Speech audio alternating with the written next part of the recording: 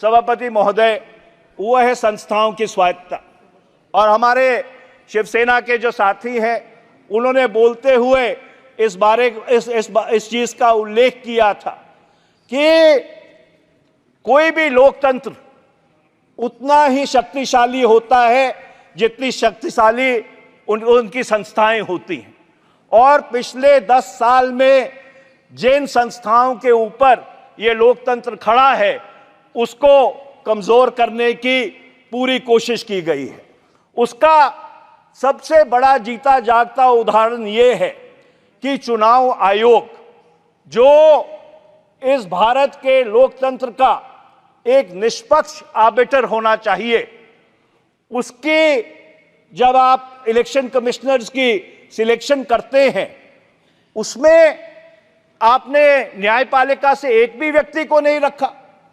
ये किस तरह की स्वायत्तता है कि प्रधानमंत्री जी रहेंगे, सरकार के मंत्री रहेंगे, पर न्यायपालिका से कोई व्यक्ति उसमें नहीं रहेगा। इससे जो भारत का चुनाव आयोग है और किस तरह से वो चुनाव आयोग के कमिश्नर चुने जाते हैं, उसके ऊपर बहुत बड़ा प्रश्न चिन्ह लगता है।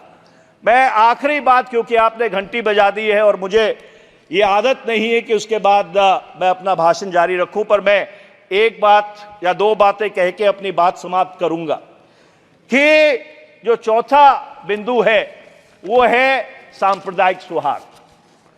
और पिछले 10 वर्ष की जो ध्रुवीकरण की एनडीए भाजपा सरकार की नीति रही है, जिसको अंग्रेजी में कहते हैं keep the temperature on a slow boil, उसका जीता जागता प्रमाण वो है जो पिछले 1 वर्ष में मणिपुर में हुआ। और इसलिए मैं सरकार को आगाह करना चाहता हूं कि इस चुनाव ने एक संदेश भेजा है।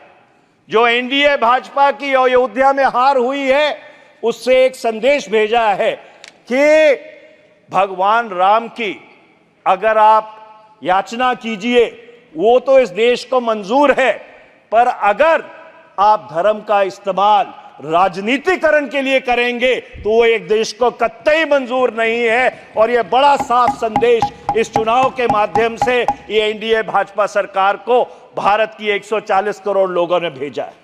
और अंत में मैं अध्यक्ष जी यही एक बात कह के अपनी बात खत्म करता हूं कि वक्त की आंखों ने वो फलक भी देखे हैं, वक्त की आंखों ने वो फलक भी देखे हैं कि लम्हों ने गलती की और सदियों ने सजा पाई है। और दुर्भाग्यपूर्ण बात यह है कि एनडीए भाजपा की सरकार के पिछले 10 वर्ष में गलतियां ही गलतियां हुई हैं। बहुत बहुत धन्यवाद।